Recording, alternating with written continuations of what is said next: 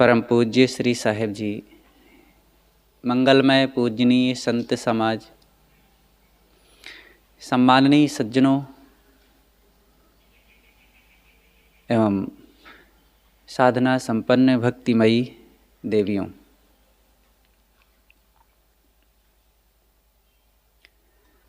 आज की चर्चा है अवतारवाद पर।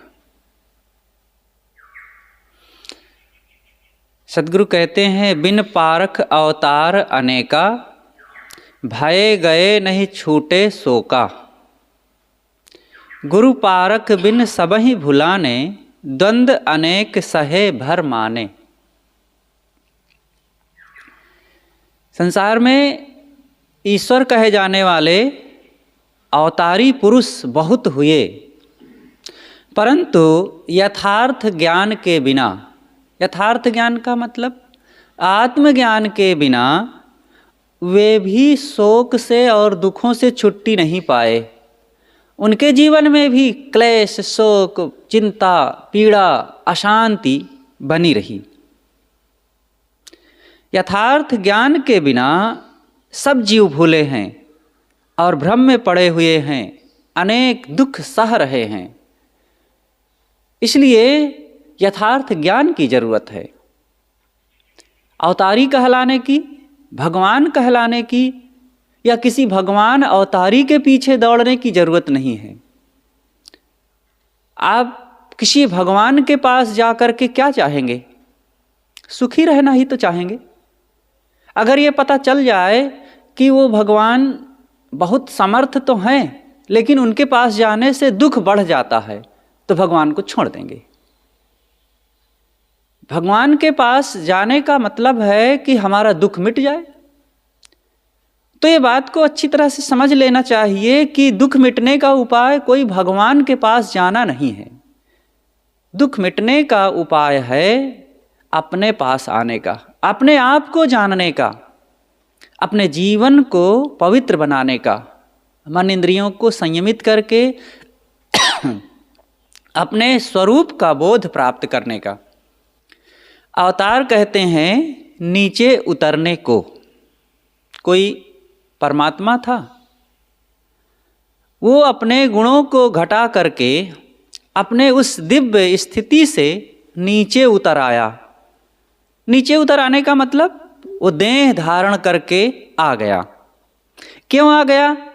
क्योंकि संसार में बहुत अधर्मी लोग थे और उन अधर्मियों को मारने के लिए और पुण्य आत्माओं का उद्धार करने के लिए, साधु संतों का उद्धार करने के लिए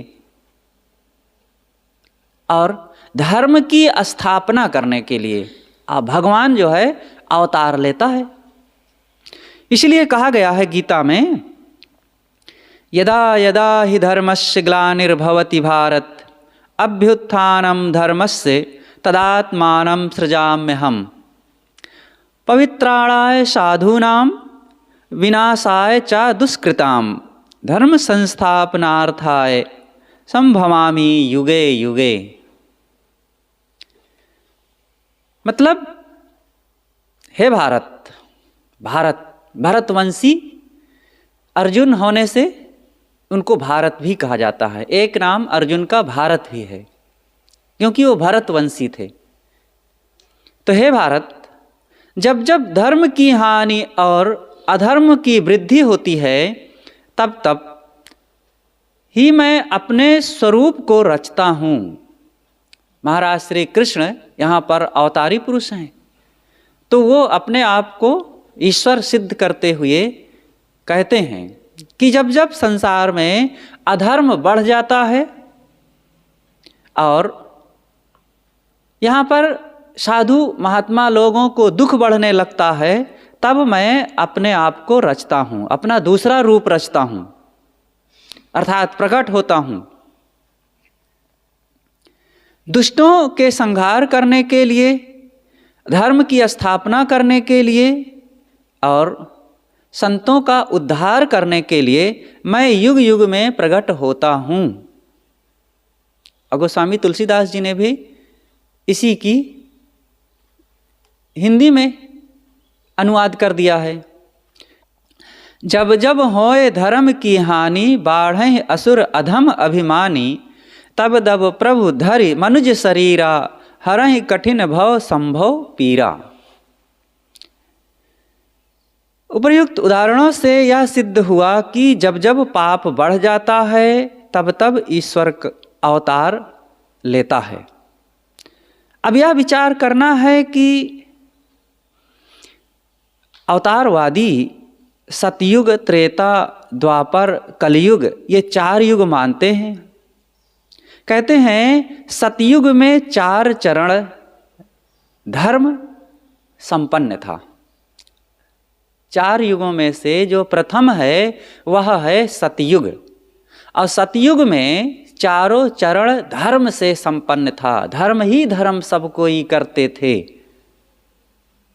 कोई भी चीज के 4 आधार होते हैं, 4 पाए होते हैं। कोई खाट है तो 4 पावा है, 4 स्तंभों से वो खाट रुकी हुई है। कुर्सी 4 स्तंभों से रुकी हुई है। इसी प्रकार धर्म के भी 4 स्तंभ हैं, और वे सभी स्तंभ धर्म से संपन्न हैं। इन युगों के 4 स्तंभ है, और वे सभी स्तंभ जो सतयुग है, सतयुग के सभी स्तंभ धर्म से संपन्न हैं, मतलब सब मजबूत हैं। और त्रेता जो है, जो दूसरा युग है सतयुग के बाद, त्रेता। त्रेता में एक चरण पाप का था और 3 चरण पुण्य से, धर्म से संपन्न थे। उसके बाद द्वापर आता है। द्वापर में आधा आधा है, 2 चरण अधर्म और 2 चरण धर्म से संपन्न था। और उसके पश्चात कलयुग आता है। कलयुग में 3 चरण अधर्म थे और 1 चरण धर्म का था। इस प्रकार से इन चारों युगों में धर्म और अधर्म रहे। लेकिन जब अवतार की बात आती है तो उल्टा लगने लगता है। सतयुग जिसे कहा जाता है, सतयुग में तो धर्म ही धर्म था, वहाँ कोई अवतार लेने की जरूरत ही नहीं थी। जब धर्म था और अधर्म का विनाश करने के लिए भगवान अवतार लेता है, तो सतयुग में तो धर्म ही धर्म था, वहाँ कोई अवतारी की जरूरत नहीं थी। लेकिन सतयुग में कहा जाता है मत्स्य, कच्छप, कूर्म और नरसिंह, ये 4 अवतारी पुरुष भगवान आए।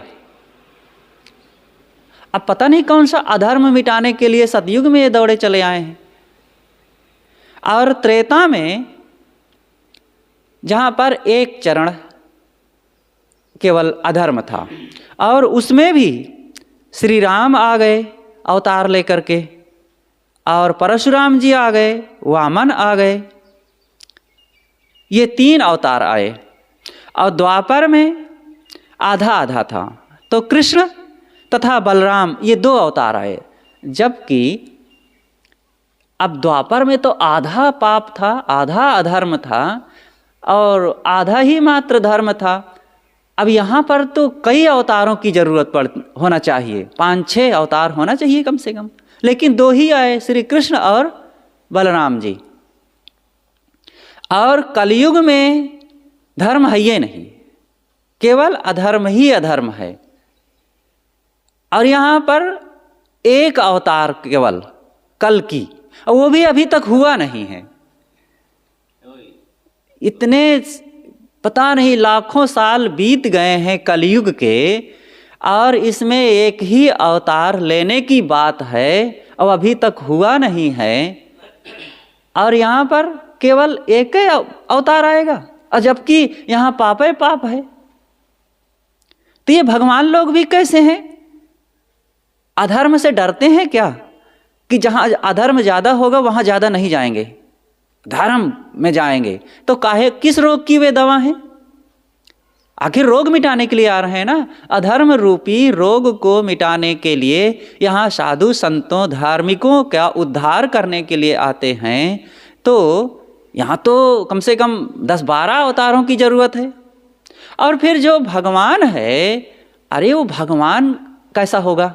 कल्पना करो कि वो भगवान के लिए ये भी कहा जाता है वो सर्वशक्तिमान है, सर्वज्ञ है और सर्वव्यापक है। ये 3 विशेषण उसके लिए लगाया जाता है। सर्वशक्तिमान मतलब वो सब कुछ कर सकता है।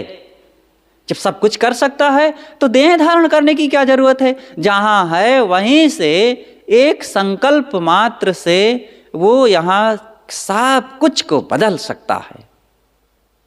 कुछ भी हो, पेड़ को वो पहाड़ बना सकता है। राई ते पर्वत करे पर्वत राई माही, ये उसके बाएं हाथ का खेल है। अब ये न कर सका, अब वो बेचारा जहाँ रहा वहाँ से दौड़ा आया देह धरने। अब गर्भ में 9 महीने रह करके के करके पैदा हुआ और फिर भाग दौड़ करता रहा। इतना तमाम काहे कोई जहमत उठानी पड़ी उनको? सर्वशक्तिमान जो है उनको तो बड़ी सरलता से ये सब सोचने मात्र से कर लेना चाहिए। और सर्वव्यापक है।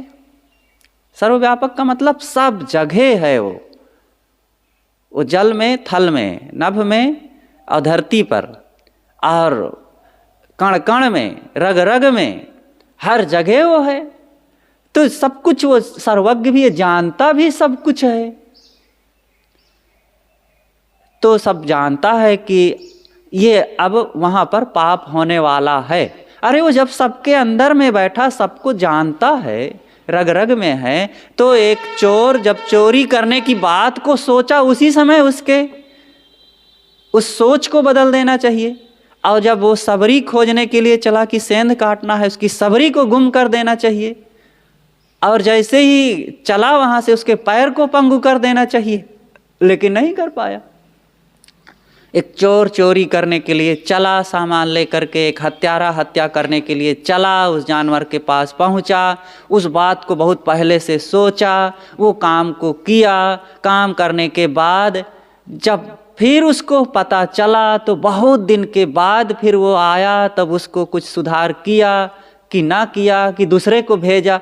बड़ा जहमत का ये कैसा भगवान है?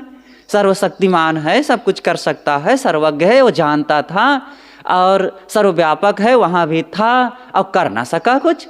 अरे काहे को करने दिया? उसको दुख हुआ जिसको किया हो, जिसको मारा, जिसको सताया। तो लगता है कि वो भगवान योग्य नहीं है, उतना बेकार में अवतार लेने के लिए कष्ट उठाता है। जहाँ रहा है वहीं अपन अल्पज्ञ बना बैठा रहा है, चुपचाप टुकुर टुकुर देखता रहे। और अगर सर्वशक्तिमान है, कुछ उसके पास सामर्थ्य है तो करे। जैसे एक डीएम होता है, अगर वो करने में योग्य नहीं होता है तो इस्तीफा दे देता है, नहीं करता है। भाई मैं नहीं कर सकता हूँ, मेरे पास वो शक्ति नहीं है, मुझे नॉलेज नहीं है। तो भगवान को भी इस्तीफा दे देना चाहिए, मैं नहीं कर पा रहा हूँ। वो दौड़ा लाता है अवतार लेकर के, जन्म लेकर के, और फिर यहाँ काम भी नहीं कर पाता और गद्दी पर बैठा है, यश लूट रहा है, काम कुछ नहीं कर रहा है। तो ये भगवान की बात जो है समझ में नहीं आती कि वो अवतार लेकर के यहाँ पर अधर्म का नाश करते हैं। अच्छा, तो सतयुग में तो सब कुछ बढ़िया था, वहाँ आके भगवान ने क्या काम किया? कौन काम करने के लिए आए हैं? त्रेता में 1 चरण केवल अधर्म था और 3 चरण पुण्य थे, और उसमें अवतारी 4 लोग फिर वहाँ भी आए।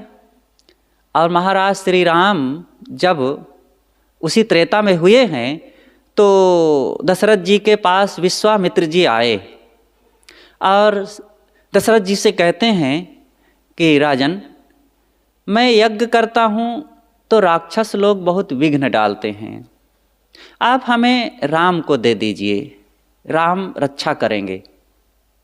तो दशरथ जी कहते हैं, राम ऊर्ण 16 वर्ष राम तो अभी 16 साल से भी कम के हैं, राम क्या रक्षा करेंगे, मैं चलता हूँ, मैं रक्षा करूँगा उन राक्षसों से।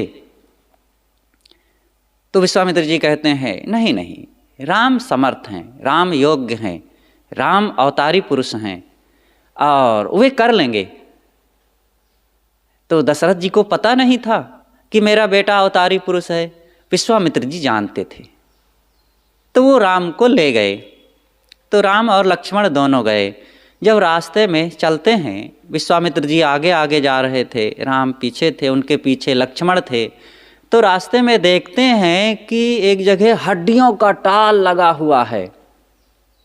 तो श्री राम पूछते हैं कि गुरुदेव, ये हड्डियों का टाल यहाँ पर कैसे लगा हुआ है? तब विश्वामित्र जी कहते हैं कि राम, इसीलिए तो हम तुमको बुला लेकर के आए हैं। राक्षसों ने साधु संतों को और ऋषियों को खा करके उनकी हड्डियों का यहाँ टाल लगा दिया है। और हम भी देखो यज्ञ करते हैं तो वो विघ्न डालने आ जाते हैं, ऊपर से हड्डियाँ बरसा देते हैं। तो तुम्हारा यही काम है कि अब उन राक्षसों का संहार करना है। तो राम धनुआ बाण उठाते हैं और टंकारते हैं कि ऐसा है तो अब मैं उन राक्षसों का वध करूँगा। तो बात यहाँ पर यह समझनी है कि जहाँ पर थोड़ा सा अधर्म था, एक ही चरण अधर्म था, और वहाँ पर साधु संतों को खा करके राक्षसों ने हड्डियों का टाल लगा दिया था। और आज कलयुग है, कलयुग में पाप ही पाप है केवल, यहाँ पर तो कहीं हड्डियों का टाल नहीं दिखता है। और जबकि वहाँ एक ही चरण था अधर्म, तो वो ज़्यादा अधर्म वाला था कि ये वाला अधर्म है? तो ये युगों का निर्धारण जो किए हैं कि कितना पाप था कितना पुण्य था, ये भी गड़बड़ घोटाले में है। तो ये पौराणिक लोगों ने मनगढ़ंत बातें जो कुछ कह दिया है, उस पर बहुत विचार करने की ज़रूरत है। अब बिना विचार किए कुछ भी मानते चले जाने से हमारी बौद्धिक स्थिति कोई समझ में नहीं आती कि हम क्या सोचते हैं। यह अवतारवाद है, एक बौद्धिक स्थिति की कमजोरी की बात है।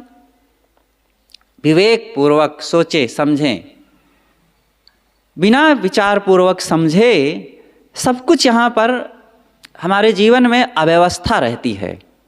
और जो करना चाहिए वो नहीं कर पाते हैं, जो नहीं करना चाहिए उन्हीं चीज़ों में बाल खेलवत दौड़ते रहते हैं, खेल कूद करते रहते हैं। जो ईश्वर सर्वशक्तिमान और सब जगह माना जाता है, उसे पापियों के मारने के लिए देह धारण करना पड़े, वह जहाँ है वहीं से अपराधियों की बुद्धि को शुद्ध कर सके तथा संसार को पूर्ण संभाल सके, यह उसके लिए स्वाभाविक है अगर वो सर्वशक्तिमान है। लेकिन नहीं कर पाता है ऐसा, तो ये उस अवतारी के लिए, उस भगवान के लिए एक मजाक मानो कर दिया है इन पौराणिक लोगों ने। अगर भगवान समर्थ है तो फिर उसको देह धर के अवतार लेके आने की ज़रूरत नहीं है। और अगर अवतार लेके आता है तो भगवान एकदम अल्पज्ञ है, कमज़ोर है।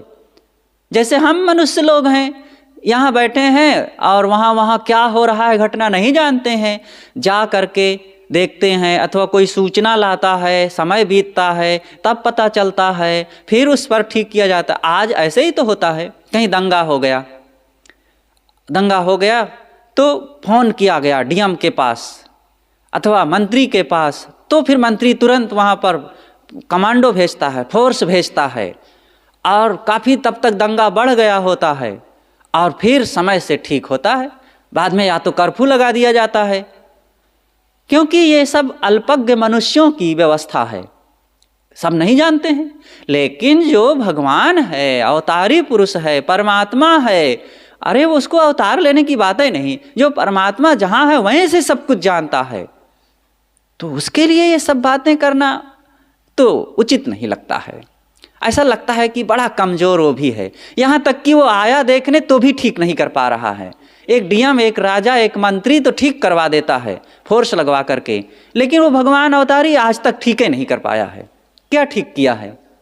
आज तक वैसे ही अपराध बढ़ते जा रहे हैं, हो रहे हैं। चारों तरफ राहजनी हो रही है, दुराचार हो रहा, पापाचार हो रहा, हिंसाएं हो रही हैं और माँ बहन बेटियां असुरक्षित हैं, सब कुछ तो हो रहा है और सब जानते हैं और सब इसी की रट लगाए हैं। कलयुग का ज़माना है। अब कलयुग के ज़माने में यह अवतार एक ठो लेने की बात है, वो भी ये पता नहीं है उधारी में पड़ा हुआ है, कब आएगा। घड़ा भी नहीं भरा क्या पाप का। कितना और हत्याएं की जरूरत है, इतना जानवर काटे जा रहे हैं, मारे जा रहे हैं और सब तरफ सताया जा रहा है, आपराधिक वृत्तियां बढ़ रही हैं, फिर भी नहीं आया है भगवान। महाराज श्री राम, श्री परशुराम तथा श्री कृष्ण ऐतिहासिक पुरुष हो सकते हैं, कोई जरूरी नहीं है कि पक्की बात है, हो सकते हैं। यद्यपि महाराज श्री राम के बारे में भी कोई इतिहास नहीं मिलता है। वेदों में केवल एक जगह चर्चा आई है, ये ऋग्वेद में बात आती है, पृथु, वेन, दुहसीम, असुर राम, ये इस प्रकार से 4 नामों का एक साथ वहाँ पर कथन मिलता है। पृथु, वेन, दुहसीम और असुर राम। असुर राम कह करके वहाँ पर एक ये राम शब्द आया है। अब यह नहीं पता चलता है कि दशरथ पुत्र वही राम, या कोई लक्षण बता दें, अयोध्याधीश राम और कौशल्यानंदन राम, सीतापति राम, और कोई भी नाम हो, किसी भी ढंग से कोई परिचय तो होना चाहिए। असुर राम आया है और असुर नाम, असुर का मतलब होता है बलवान राम। अब असुर नाम के या राम नाम के बीच बीच में बहुत लोग हुए हैं, उस युग में भी राम नाम के बहुत लोग हुए हैं। किस राम की चर्चा यहाँ पर की गई है? तो राम का कोई इतिहास नहीं मिलता है और भी किसी ग्रंथ में नहीं मिलता है। सदगुरु कबीर ने तो इसीलिए कह दिया है, समुझ न परली राम की कहानी, निर्बक दूध की सरबक पानी। ये नदिया जिला में श्री राम शर्मा नाम के एक विद्वान हुए हैं और आज से करीब करीब वे 700 साल पहले हुए। उन्होंने वाल्मीकि रामायण से अपनी बातें अध्यात्म रामायण में उद्धृत किया और आज से 2000 साल पहले वाल्मीकि जी हुए हैं। और वो वाल्मीकि जिन्हें कहा जाता है रत्नाकर, और वो वाल्मीकि जी अभी 2100 या ज़्यादा से ज़्यादा 2200 साल पहले हुए हैं। जो उनका एक इतिहास मिलता है, वाल्मीकि रामायण की रचना आज से 2000 साल से कुछ पहले, कुछ वर्ष पहले हुई है। तो वाल्मीकि रामायण, तो इसका मतलब है कि वाल्मीकि जी आज से 2000 अधिकतम 2500 वर्ष के अंदर के हैं। और उन्होंने वाल्मीकि रामायण की रचना किया और वो रामायण जो रचना की गई है वो कुशीलव, ये लोग एक मांगने वाले लोग हुआ करते थे और ये गाते थे और गांव-गांव में जाकर के कुछ मांगते थे कुशीलव नाम से। और फिर उन्हीं के नाम से श्री वाल्मीकि जी ने एक बहुत बढ़िया उपाख्यान बनाया जो रामायण नाम से, राम कथा के नाम से प्रसिद्ध हुआ। और एक छोटे में था, बहुत थोड़े श्लोकों में था, लेकिन वो बहुत प्रसिद्ध हुआ, लोगों के लिए बड़ा अच्छा लगा और वो चलता रहा धीरे धीरे। फिर इधर, अब ये समय तो पता नहीं, मुझे याद नहीं आ रहा है, गुरुदेव जी इस पर बहुत बढ़िया विशद विवेचन करते थे कि श्री राम शर्मा जी शायद 700 साल पहले हुए। उन्होंने उसी वाल्मीकि रामायण के आधार पर अध्यात्म रामायण लिखा। अध्यात्म रामायण में अब श्री राम का विशेष रूप झलकने लगा। वाल्मीकि रामायण में अवतार की कल्पना श्री राम के बारे में नहीं की गई है, वहाँ पर भगवान नहीं बनाया गया है। बल्कि एक मनुष्य के रूप में वहाँ पर चित्रित किया गया है। क्योंकि वाल्मीकि रामायण में बात आती है, जब अयोध्या से वन गमन करते हैं श्री राम जी, तो यहाँ पर नैमिषारण्य में आते हैं निषाद राज के यहाँ, और गंगा पार करके ऋषि भरद्वाज जी के आश्रम में प्रयागराज जाते हैं। तो वहाँ पर ऋषि भरद्वाज जी जब देखते हैं, उनको सूचना मिलती है कि 2 राजकुमार आए हुए हैं तपस्वी के वेश में, 3 लोग हैं। तो भरद्वाज जी ऋषि कहते हैं कि ठीक है, उनको बुला लाओ। तो जैसे ही श्री राम पहुँचते हैं तो भरद्वाज जी ऋषि बैठे हुए हैं, कहते हैं वत्स आओ बैठो, बेटा कहते हैं। अभी ऋषि भरद्वाज जी उनको बेटा कहते हैं, क्योंकि वो राजकुमार थे, तपस्वी के रूप में निकले थे, उनका कोई अवतार का या भगवान का रूप नहीं चित्रित किया गया है।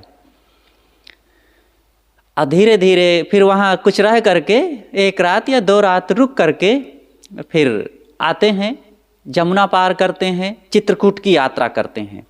तो देखिए, अभी उस वाल्मीकि रामायण में श्री राम का अवतार के रूप में चित्रण नहीं किया गया, लेकिन जब इधर अध्यात्म रामायण बनी तो उनको अवतारी कहा गया, भगवान के रूप में थोड़ा सा किया गया।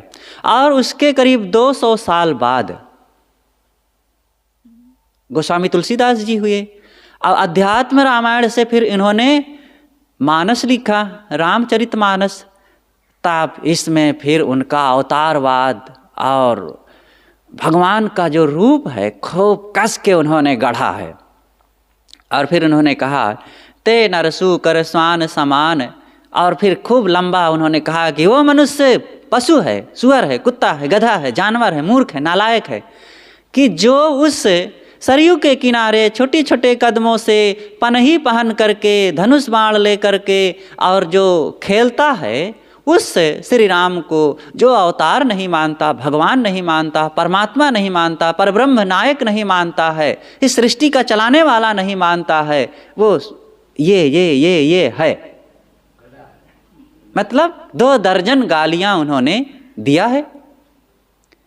तो देखिए, इस प्रकार से जबरदस्ती किसी के लिए अवतार की कल्पना की गई है। तो इन बातों को समझना चाहिए कि श्री राम जी उस समय क्यों आए। थोड़े तो अधर्म रहा, और एक रावण को मारने के लिए केवल त्रेता में श्री राम जी आए। श्री राम और कृष्ण ऐतिहासिक हो सकते हैं, अपने अपने समय में हुए, तो श्री राम जी के लिए भी हम मान लेते हैं कि रहे होंगे, भले लोगों ने ना लिखा हो उनके लिए, चलो रहे होंगे।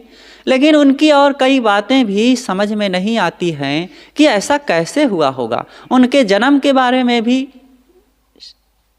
संदेह होता है, क्योंकि खीर खा करके उनकी माताओं ने पैदा किया है 4 भाइयों को, 4 बच्चों को। लेकिन चलो छोड़ो, जैसे भी रहे होंगे। श्री कृष्ण जी का तो इतिहास मिलता है, वेद में बात आती है कि जो अंशुमती नदी के किनारे मथुरा में, द्वारिका के तट पर, अंशुमती, यमुना को अंशुमती भी कहा जाता है। तो मथुरा में अंशुमती नदी के किनारे जो चित्कार करने वाला 10,000 वन्य जातियों के लोगों का एक नायक है, और इंद्र से लोहा लेने वाला वीर पुरुष, और वहाँ पर रह करके एक बहुत बड़ा कीर्तिमान स्थापित करता है, काम करता है। इस प्रकार से ऋग्वेद में उनकी चर्चा आती है। और फिर छांदोग्य उपनिषद में बात आती है, उपनिषद में खूब उनकी चर्चाएं की गई है। और उनके गुरु घोरांगिरस से जो वार्ताएं होती है वो विचार मिलते हैं। शांदीपनी जो गुरु थे, उनके शिक्षा गुरु वहाँ पढ़ाई करने जाते हैं। ये कई चर्चाएं श्री कृष्ण जी के बारे में मिलती है बातें। लेकिन वे भी एक मनुष्य के रूप में जन्मते हैं, उनको कोई अवतार ही नहीं वहाँ पर किया गया है, न वेद में, न छांदोग्य उपनिषद में, और न महाभारत में। महाभारत तक में कहीं भी ना कृष्ण के लिए ना और किसी के लिए अवतारवाद तब तक पनपा ही नहीं था।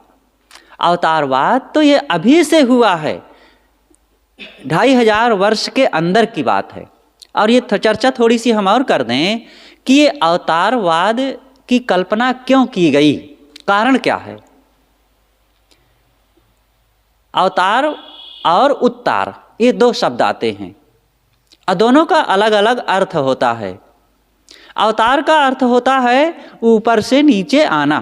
कोई भगवान है, परमात्मा है, कहा गया कि वो अपने गुणों को घटा करके मनुष्य रूप में आकर के नीचे आकर के जन्म ले लिया, ये अवतार है। और उत्तार का मतलब होता है कोई सामान्य मनुष्य है और वो अपने जीवन को पवित्र करते करते, अपने स्वभाव को गढ़ते गढ़ते, संयम साधना करते करते धीरे धीरे ऊपर उठ गया, इसे कहते हैं उत्तारवाद। तो पहले उत्तारवाद की बात आई है और वो महात्मा बुद्ध, महावीर और भी जो ज्ञानी साधक थे उनके लिए उत्तारवाद, ये अपने गुणों को उठाते उठाते, अपनी साधना को बढ़ाते बढ़ाते ये नीचे से ऊपर महान हो गए। लेकिन इन महापुरुषों ने यज्ञ, कर्मकांड, हवन, तर्पण, स्वाहा स्वाहा इन सब का खंडन करके समाज में ज्ञान का प्रचार किया और सीधा रास्ता संयम साधना का दिखाया। तो इनके इन विचारों से पुरोहित वर्ग चिढ़ गया, क्योंकि अब उनके कर्मकांड, हवन, तर्पण, यज्ञ, पूजा, बलि आदि आदि सब कटने लगी। इन ज्ञानियों, संतों, महापुरुषों के, तथागत बुद्ध के विचारों से अब ये सब कर्मकांड मिटने लगा। उन्होंने जीवन सुधार का सीधा रास्ता बताने लगे। तो पुरोहित वर्ग ने सोचा कि ऐसे में तो हमारा सारा फायदा ही समाप्त हो जाएगा, हमारी जीविका ही समाप्त हो जाएगी। हम लोग तो इसी से अपने बाल बच्चों को पालते पोसते थे और ये सारे कर्मकांड का अंत करवा देंगे, ज्ञान विचार का प्रचार करेंगे तो सब अपने कदमों पर खड़े होने लगेंगे, हमारे पीछे कोई आएगा ही नहीं। तब लंबे समय तक इस विचार का मंथन चलता रहा कि क्या किया जाए। तब धीरे से ये अवतारवाद की कल्पना शुरू हुई कि हम लोग ऐसे ऐसे जब विचार रखेंगे, लिखेंगे, तो फिर जनता हमारी तरफ आएगी, क्योंकि इधर हम लोगों को बताएंगे, डराएंगे कि ये अवतार हैं, ये धरती का पाप काटने के लिए आए हैं, ये तुम्हें कुछ करना नहीं है, बस तुम इनको मानो, इनको पूजो और यहाँ जाओ, गंगा में नहाओ, तीर्थों में जाओ, ये पूजो और अमुक मंदिर में जाओ, अमुक मूर्ति की उपासना करो। और फिर इन भगवानों का रूप दिया गया और फिर इनके मूर्ति बनाई गई, फिर उसके लिए मंदिर, उसके लिए तीर्थ की स्थापना की गई और वहाँ जाओ तो तुम्हारे पाप कट जाएंगे, क्योंकि वहाँ अवतारी पुरुष रहते हैं। तुम्हें क्या ये इंद्रियों को बस में करना, काम क्रोध लोभ मोह को त्याग करना और बुराइयों को त्याग करना, ये सब करने की कोई ज़रूरत ही नहीं। तब जनता को लगा कि हाँ ये तो बात सच है, इसमें तो बड़ी मेहनत है, क्योंकि कमज़ोर वर्ग सदा से रहा है, उनको काम क्रोध लोभ मोह का त्याग करना बड़ा भारी पड़ता है। और संतों ने यही कहा कि भाई अपने जीवन को कसो, बदलो, संभालो।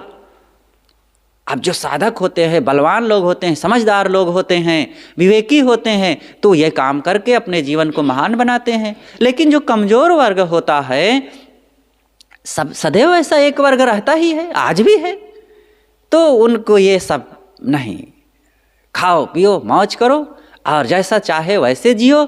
और अगर पाप है तो कोई सस्ता नुस्खा मिल जाता तो पाप कट जाता। तो इन लोगों ने खूब सस्ता नुस्खा बनाया, गंगा में नहा लो, जाओ एक डुबकी लगाओ, तुम्हारे एक जन्म का पाप कट जाएगा, अथवा साल भर का पाप कट जाएगा।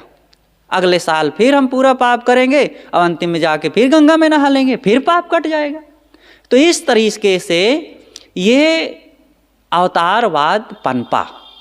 और इसका कारण क्या रहा? मैंने पहले ही कहा कि उत्तारवाद मतलब साधकों, संतों, ज्ञानियों की प्रतिक्रिया में अवतारवाद की कल्पना आज से लगभग 2200 साल के अंदर की ये कल्पना है।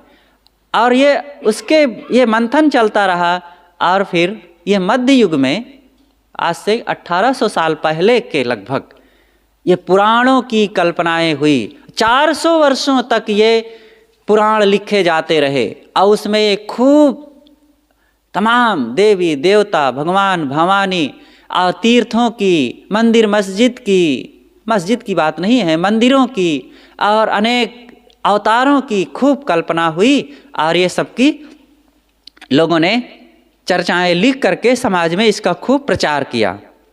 तो त्रेता में 3 अवतार हुए। कौन कौन हुए? श्री राम, परशुराम और वामन। तो मत्स्य, कूर्म, कच्छप, नृसिंह आदि तो कल्पित हैं। जहाँ तक कर्म फल भोग का प्रश्न होता है, महाराज श्री राम आदि जो महापुरुष हुए भी हैं, इनको अवतारी कहा जाता है। ये लोग भी अपने कर्मों के फल भोग से नहीं बचे हैं। कहते हैं कि भगवान है, वो समर्थ हैं, उनकी पूजा करो तो आपके सारे पाप कट जाएंगे। तो जिनको अवतार कहा गया है, क्या उनके पाप कट गए हैं? इन पौराणिकों ने ही, पुराण लिखने वालों के विचारों को ही आप पढ़ लीजिए तो पता चल जाएगा कि महाराज श्री राम के भी पाप नहीं कटे, उनको भोगना पड़ा। जब वहां पर अशोक वनिका में सीता जी हैं, रावण के अंक में हनुमान जी पहुंचते हैं, तब वो कहते हैं, पता नहीं किस जन्म का मेरा पाप है कि आज मैं अपने पति श्री राम से बिछुड़ करके यहाँ पर पड़ी हुई हूँ। तो वहाँ पर लेखक लिखता है कि पहले किसी ज़माने में, किसी समय में एक नर मादा पक्षी रहते थे और उनका वियोग करा दिया था सीता ने पूर्व जन्म में। आज उसी के फल में सीता जी का अपने पति से वियोग हो गया है। ये पुराणों में लिखा गया है। तो उनको भी तो अपने कर्मों के फल भोगने पड़ रहे हैं। और जिनको अवतारी कहा गया है, उनके भी जब जीवन को देखा जाता है तो पता नहीं चलता कि ये अवतारी पुरुष हैं, भगवान हैं कि साधारण लोग हैं। जब सीता जी कहती हैं कि देखो ये सोने का मृग बहुत अच्छा है, इसको जीते या मार करके ले करके आओ, इसको हम अगर जीते जी ले आओगे तो अयोध्या अब चलना है थोड़े दिनों में, और इसके पैर में घुंघरू बांध देंगे और ये छम छम छम करके चलेगा, माताएं देखेंगी बहुत खुश होंगी, तो ले आओ इसको। अथवा मार करके लाओ तो उसके मृगछाला बना लेंगे तो उस पर बैठने के लिए अच्छा रहेगा।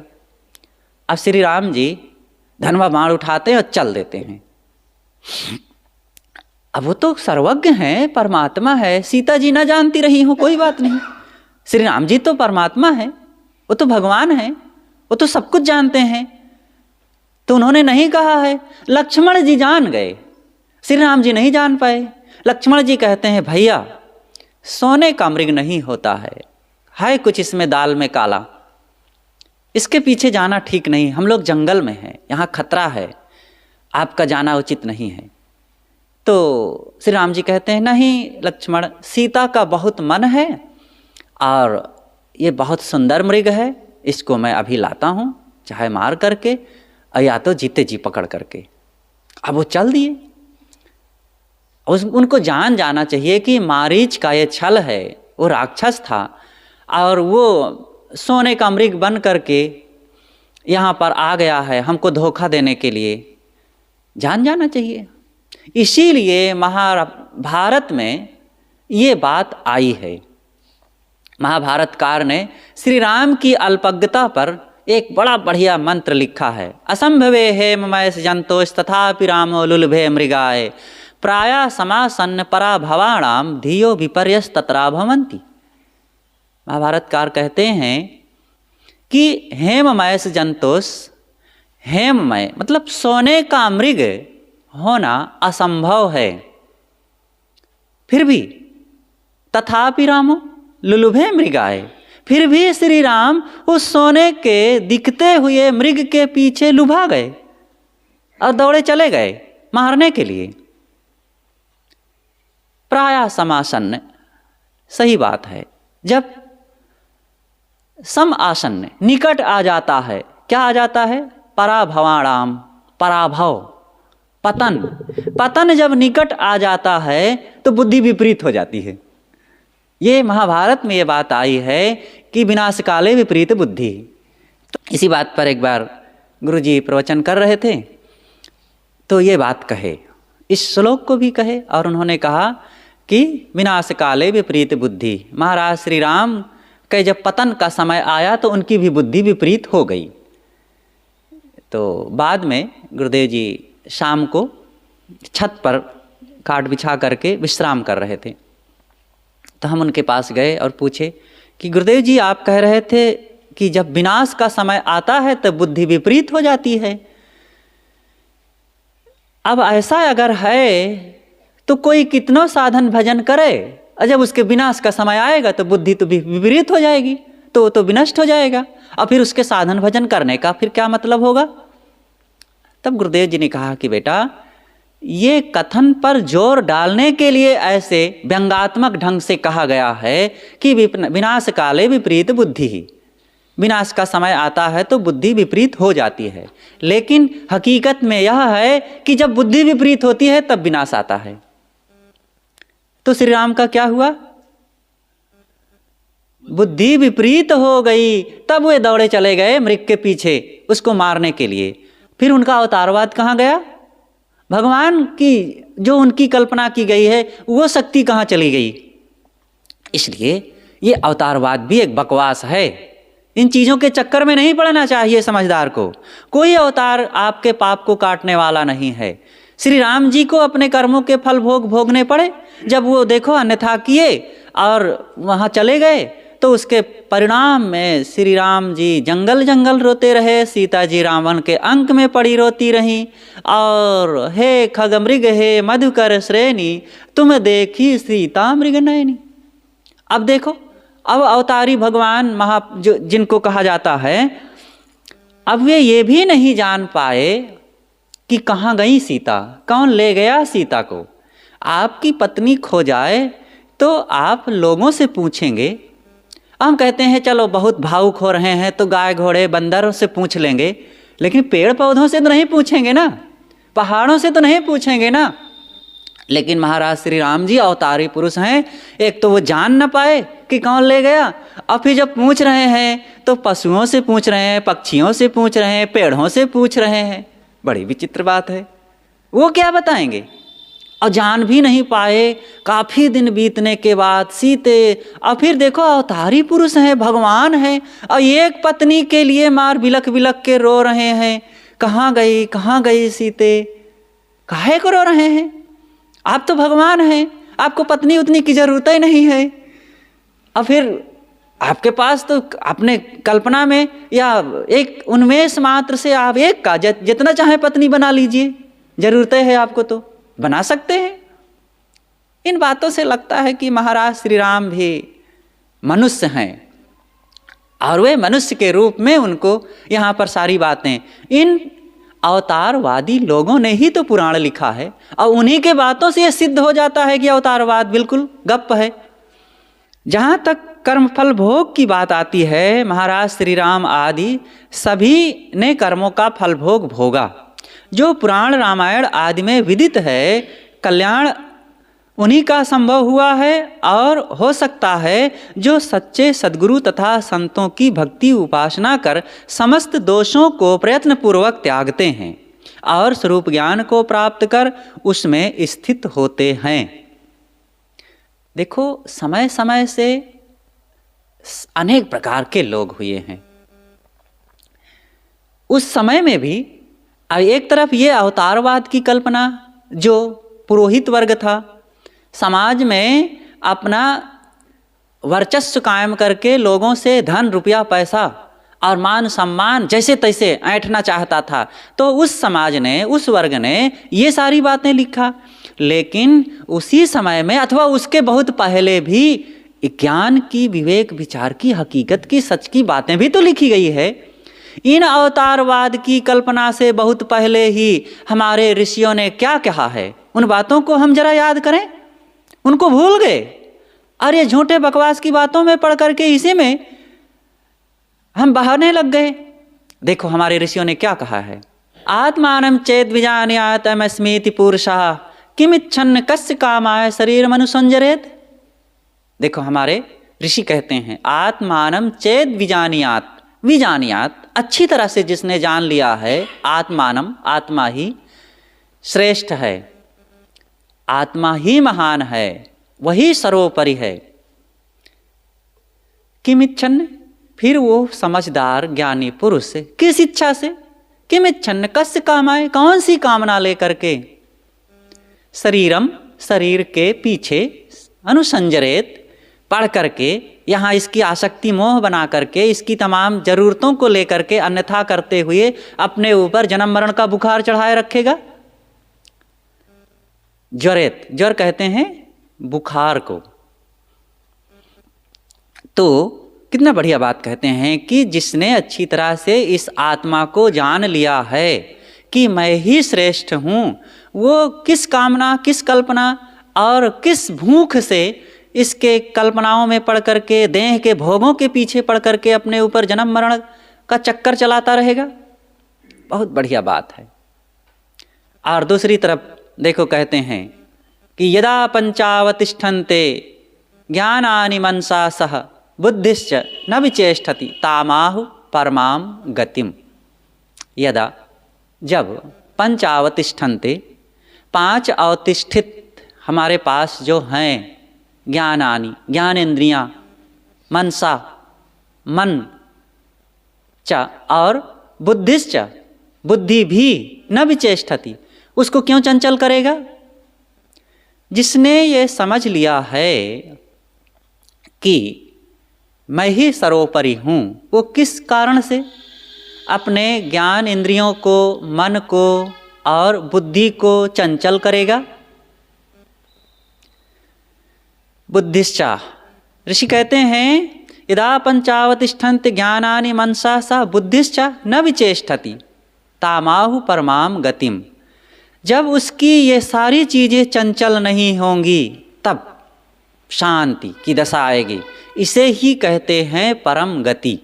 परम गति, यहाँ पर कोई ईश्वरवाद की जरूरत नहीं है, कोई भगवान की जरूरत नहीं है।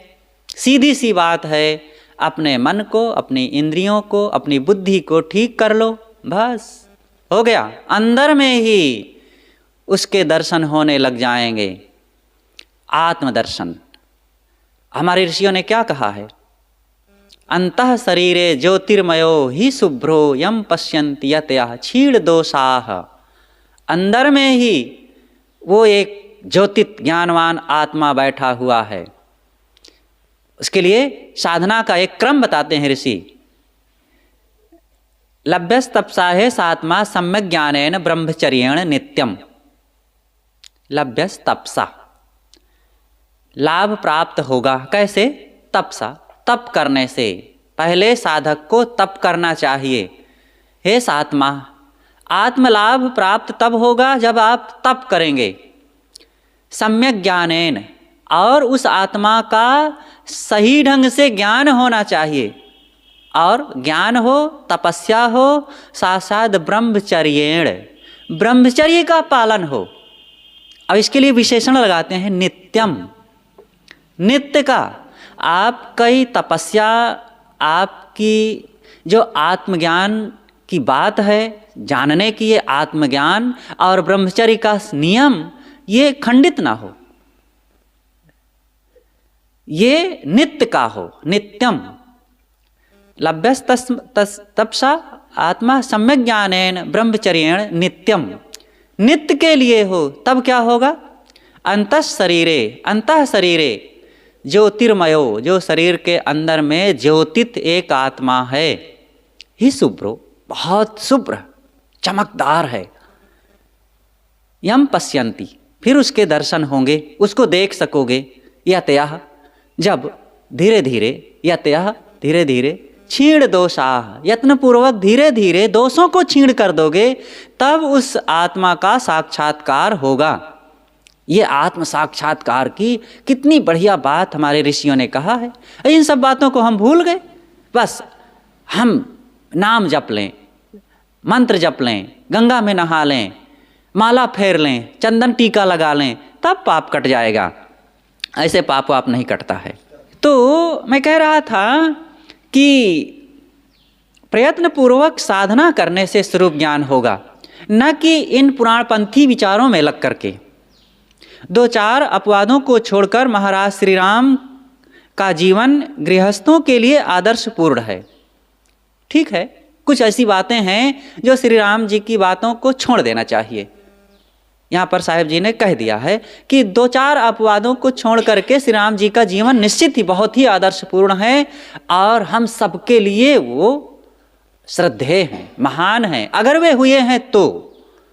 लेकिन जैसी भी कथा लिखी है, कथा जीवंत है, इसको तो मानना ही चाहिए, चाहे वो हकीकत में घटना हुई हो या ना हुई हो, लेकिन वो प्रेरणाप्रद है, आदर्शपूर्ण है और हमारे समाज के लिए, देश के लिए एक बहुत बड़ी धरोहर है ये कथा।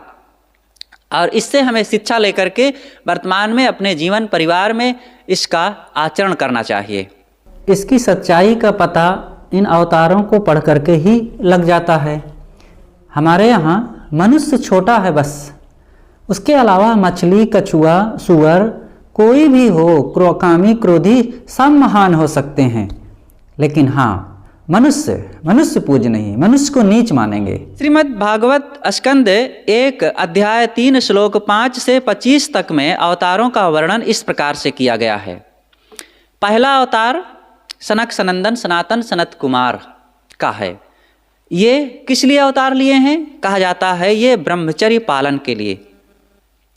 ये 4 भाई थे और चारों के लिए कहा जाता है बड़े साधक थे, सिद्ध पुरुष थे, त्याग तपस्या में सदैव लगे रहे।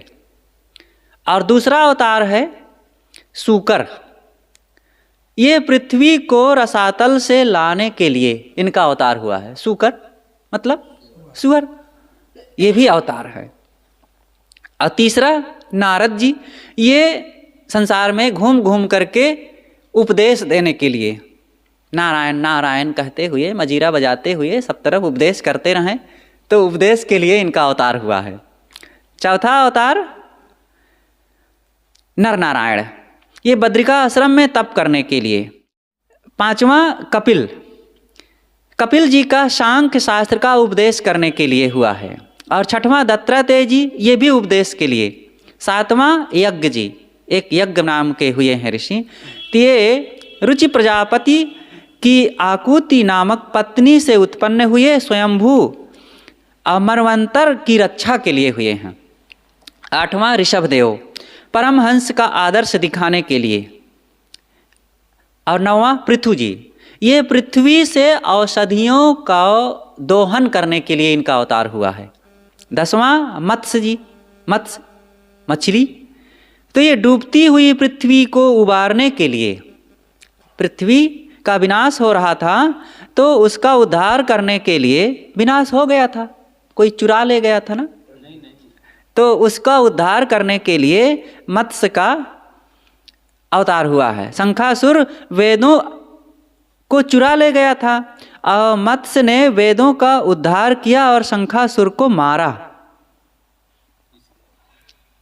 इसलिए मत्स्य अवतार लिए हैं। 11वां कच्छप जी, कच्छप अवतार है। तो ये समुद्र मंथन में सहयोग करने के लिए अवतार लिए हैं। देवता और दैत्य बड़ी सी मथानी एक लिए थे, विंध्याचल पर्वत मथानी थी उनकी, और नाग की रस्सी रही। अब वो मथानी को कहीं तो आधार दे करके ही तो मथना पड़ेगा, नहीं तो डूब जाएगी भक्क से समुद्र में। तो कच्छप अवतार आए और अपनी पीठ पर विंध्याचल पर्वत को रख लिए। तब उससे एक तरफ दैत्य एक तरफ देवता नाग को रस्सी उसमें लपेट के खींचने लगे। ताप मंथन हुआ, तब मक्खन फिर निकला था 24 रत्नों के रूप में, 12 रत्नों के रूप में उस निकला था मंथन में। तो इस प्रकार से समुद्र मंथन में सहयोग करने के लिए कौन सा अवतार? कच्छप अवतार हुआ है। और 12वां धन्वंतरी जी हुए हैं। समुद्र से अमृत का घड़ा लेकर के यही प्रकट हुए थे, वही समुद्र मंथन में धन्वंतरी जी निकले थे एक। 13वां मोहिनी भी वहीं में से निकली थी, ये भी अवतार है। ये देवता दैत्यों का विवाद मिटाने के लिए। और 14वां नरसिंह जी, ये हिरण्यकश्यप को मारने के लिए। और 15वां वामन जी हुए हैं, बलि को छलने के लिए। बलि एक धर्मात्मा पुरुष थे और उनको धोखा देकर उनका छल करने के लिए ये अवतार लिए हैं। कौन? वामन जी। अच्छा, ये अवतार ही सब धोखाधड़ी करने के लिए आए हैं क्या? किसी को मारने के लिए, किसी को छल करने के लिए, किसी को उल्लू बनाने के लिए, किसी का विनाश करने के लिए, इसीलिए अवतार लेते हैं। जबकि बलि महान राजा, प्रजापालक, धर्मात्मा, साधु पुरुष उसके लिए कहा गया है। इन्हीं पंडितों ने लिखा है। तो अनेक पंडितों ने अनेक समय में अनेक बातें लिखी है और उन्होंने पूर्वा पर कभी विचार नहीं किया है, अगले के लेख पर कभी चिंतन नहीं किया है। बस जौन जौन मन में आया है बस लिखते चलो, कलम पर कलम बदलते चलो। हम नहीं कहेंगे कलम तोड़ते चलो। तो 16वां अवतार परशुराम जी, ये क्षत्रियों को मारने के लिए, इनके क्षत्रिय ही सारे दुश्मन रहे। और 17वां व्यास जी, वेदों का विभाजन करने के लिए। चलो अच्छी बात है, वेद का संपादन किए हैं। और 18वां श्री राम जी हुए हैं रावण को मारने के लिए। और 19वां तथा 20वां बलराम तथा श्री कृष्ण हुए हैं ये पृथ्वी का भार उतारने के लिए। ये 20 अवतार इस प्रकार से हैं। और 21वां अवतार बुद्ध जी हैं। अब बुद्ध को कहा गया है कि वेद विरुद्ध मत चलाने के लिए। वेदों, ये वेद लोग पढ़ रहे थे, तो बुद्ध के लिए कहा गया है कि ये अवतार आए लेकर के वेद विरुद्ध मत चलाने के लिए।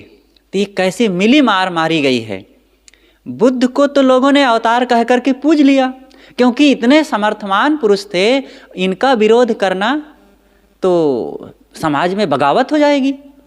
तो बुद्ध को पूज लिए, कह दिए कि बुद्ध तो अवतारी पुरुष हैं, लेकिन ये अवतार लिए थे वेद विरुद्ध मत चलाने के लिए। मतलब ये आकर के अपने, इनके जितने अनुयायी हैं इनकी बुद्धि को भ्रष्ट करने के लिए बुद्ध आए हैं। और ताकि ये वेद विरुद्ध मत चला दें बुद्ध जी, और ये सारे अनुयायी उल्टा चलने लग जाएं और सब भ्रष्ट हो जाएं। तो बुद्ध जी को पूज लिए और बौद्धों को कह दिए, अथवा बुद्ध के समस्त भक्तों को कह दिए कि ये महा सब पापी हैं, ये वेद विरुद्ध मत, बुद्ध ने अवतार चला करके इनकी बुद्धि को विपरीत कर दिया है, इसलिए इनको ना मानो। ऐसे ये एक शोषण तंत्र है। ये अवतारी कह करके भी बुद्ध को मारा गया है, उनको पूजा नहीं गया है। जैसे हम कह दें कि कबीर साहब तो महान थे, लेकिन उन्होंने जो कहा है वो लोगों को धोखा देने के लिए कहा है, उनके सारे विचार।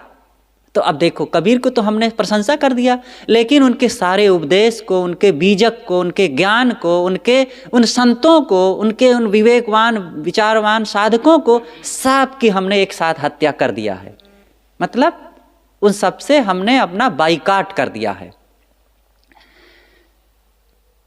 और 22वां अवतार कल की है, ये पृथ्वी का भार उतारने के लिए। उपर्युक्त 22 अवतारों का उक्त स्थान पर वर्णन है, परंतु अन्यत्र से हंस और हयग्रीव को मिलाकर 24 अवतार माने गए हैं। सनकादिकों को उत्तर देने के लिए हंस और अवतार तथा मधुकैटभ को मारने के लिए हयग्रीव अवतार माना गया है। थोड़े मैं पढ़ देता हूँ। अवतारवाद मनुष्य के मन में हीन भावना उत्पन्न करती है। यहाँ तक कि देश और धर्म पर संकट आने पर अवतारवादी उसके निवारण के लिए स्वयं यत्न नहीं करता। अगर आप अवतार मानेंगे तो सारा काम भगवान के ऊपर चला गया, वो सारी ड्यूटी देंगे। आप अब कोई कुछ करने वाले नहीं होते हैं, क्योंकि आप तो अल्पज्ञ सामान्य पुरुष हैं। भगवान श्रेष्ठ है, वही पापियों का विनाश करेगा। तो इसीलिए जब सोमनाथ पर महमूद गजनवी ने चढ़ाई किया था, तो ये तमाम जो अवतारवादी पुरुष रहे सब बैठे रहे, हाथ पर हाथ धरे। हम कौन होते हैं उस राक्षस को, उस शैतान को मारने वाले? अरे जिस शिव जी के एक नेत्र खुलने मात्र से पृथ्वी का उथल पुथल हो जाता है, उनको हम बचाएंगे भला? महमूद गजनवी का कोई भी आ जाए और शिव जी जैसे थोड़ी सी आँख खोलेंगे वो भक से भस्म हो जाएगा, नष्ट हो जाएगा। और उनके तीसरे नेत्र खुलने का इंतजार करते रह गए और महमूद गजनवी आया और 16 बार वो चढ़ाई करता रहा और लूटता रहा। पूरे राजस्थान से गुजरात तक के पूरे उस रास्ते में लूटता रहा, अनेक बार विनाश करता रहा।